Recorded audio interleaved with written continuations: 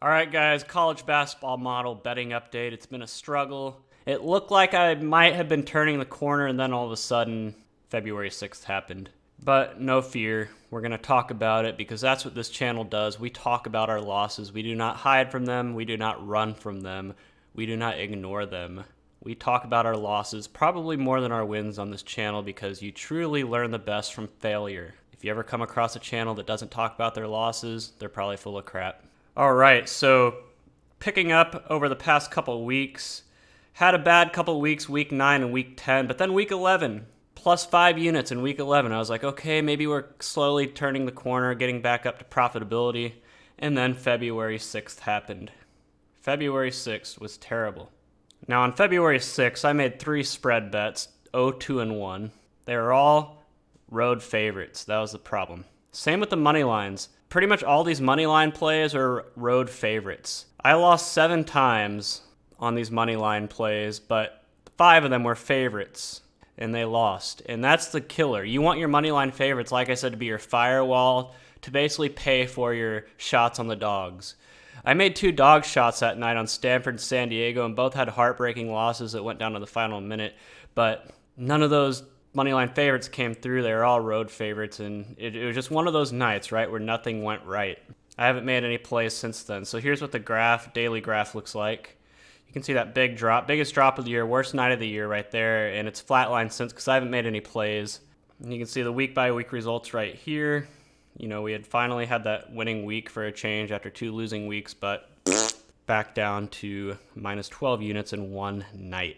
So what I did, if you follow my Twitter, you see me talking about this at WCLEISS, is I made 2 minor changes to my model. I'm not going to go into detail because I don't want to expose the internals of them, but one change after I had gone through the 2 or 3 hour process of making the change, it really didn't seem like it was that big of a change at all, but I did it anyway because I'd already put in the effort. The other change though, it's interesting how it's going to play out. I'm not going to go into too much detail, but it's something I've always wanted to do with my football model as well because I kind of use the same approaches.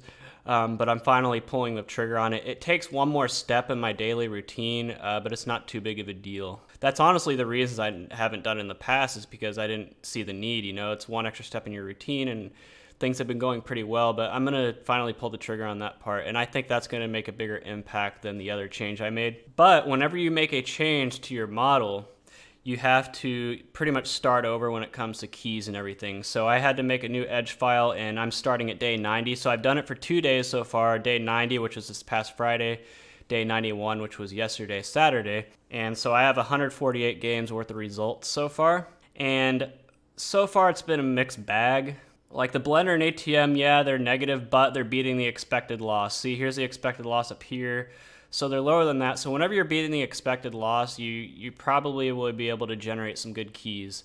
I mean, ideally it's going to be like this, like the half cover that's plus 3.7, you know, keyless, not just beating the expected loss, but also profitable. But it's not realistic because keyless means everything is thrown in there, even the coin flips, and those are going to be counted, which are always going to be minus EV. So that's why it's a pretty tall ask for things to be profitable keyless. For the money line, though, it's not so great. Not beating the expected loss here.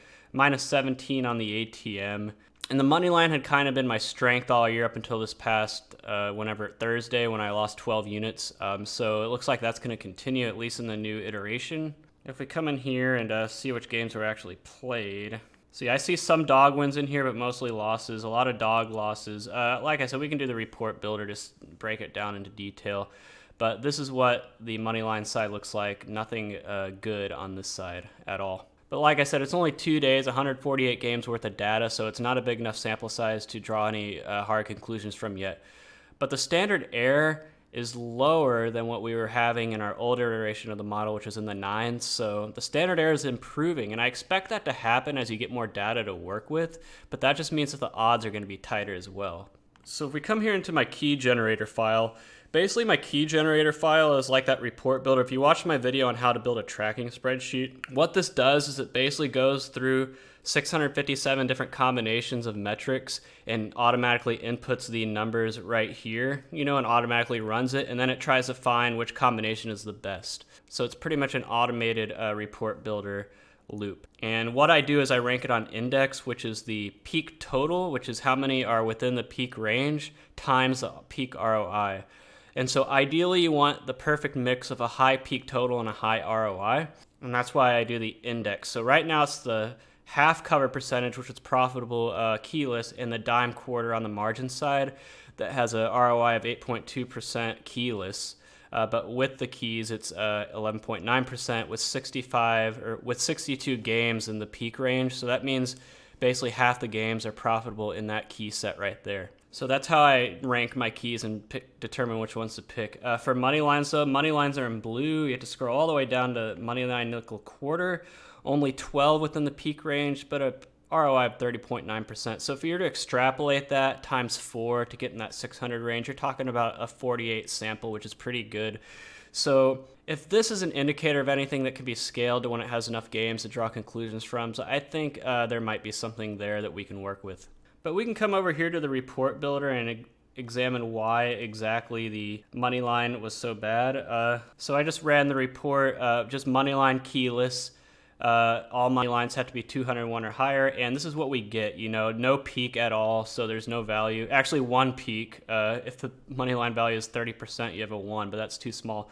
So yesterday alone, it lost 16 keyless, but there is nothing to work with in terms of a key here. So let's see what the culprit was. So away dogs was -4 units, away favorites -6 units, home favorites was +2 units, and home dogs, there's your problem right there, -8 units. So basically, as has been the case all year, really, home favorites were the only thing that's profitable. And I can tell you right now that if I had played home favorites all year long, both spread and money line only, and put that filter on there, I'd probably be way ahead, because it seems like every time I do these more in-depth dives, that's how it turns out. The home favorites is always the way, pretty much. So let's try that on the margin side. Same breakout, right? Home dogs ATS flat, slightly negative. Let me change the formatting on these so we can see the decimal points. Well, if you didn't notice, I changed over to a straight units instead of using the hundreds just to make it easier to follow. So -0.2 for home dogs. I'm going to do home favorites last. All right, how does away dogs look? Away dogs +3.4 against the spread on the ATM metric. Away favorites -3.1, and then let's check out those home favorites. -7.1, wow, okay, so my theory was wrong. Home favorites did not do good against the spread on the ATM, but that's just one metric. How about the ATM cover edge metric, right? Home favorites were -8.2 on the percentage metric. So really the ATM metric is not doing good either spread or money line right now, but like I said, 148 games in the sample. We'll see if things can turn around for that. If not, we have plenty of other metrics that we can go off of. That's the one change I made, though. That's the big change I'm talking about. I made a big change to the ATM metric. That was the bigger change I made. I changed the criteria around a little bit and added more, I guess, one extra calculation step in there to try to make it more accurate. I did it took me 6 hours to do, but I did a lot of tests to find out the perfect combination of variables and stuff for my ATM metric, and this is what I came up with. But so far, so bad. All right, let's go over to that half metric real quick. That's profitable keyless and dive into that. All right, so home favorites were -0.8. Home dogs were -3.7, so it looks like it's the away that did well there. Away +8.2. Away dogs, and then away favorites -1. So really is away dogs that is the reason the half metric is doing so well right now. If I were to take all that away and run it, look at that. The whole thing is profitable. Wow. That's what you want when you're doing this.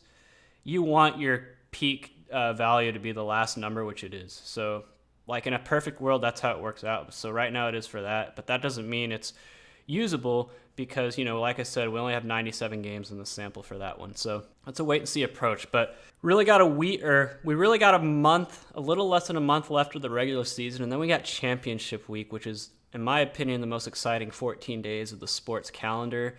March Madness is exciting, don't get me wrong, I love it more than anything else, but I've really come to appreciate Champ Week over these years, so I got a lot planned for Champ Week when it gets here. But until then, let's hope that I can find some stability and peak things back up as the season goes on. That's how I expect it to play out, though. I really feel like college basketball is like a bowl shape.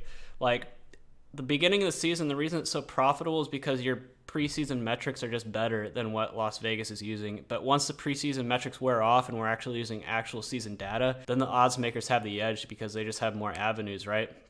But then I feel like towards the end of the year, this is just a theory, it's not based on any numbers, but the teams that are expected to do well start doing well, especially in those smaller conferences because they're hungry to get that NCAA tournament bid. But then you have Champ Week, and that's a huge wild card because all the pressure is now on the teams that won their league, and the other teams in the tournament are playing with house money, so that's going to be really interesting. I haven't done a Champ Week since 2018, and that's pretty much how it played out, a lot of chaos. That being said, that's the college basketball model update, just letting you know where I'm at WCLEISS on Twitter if you want to see the day-by-day musings, but I'm not sure if I'll be making any plays within the next few days. It might not be until this next weekend.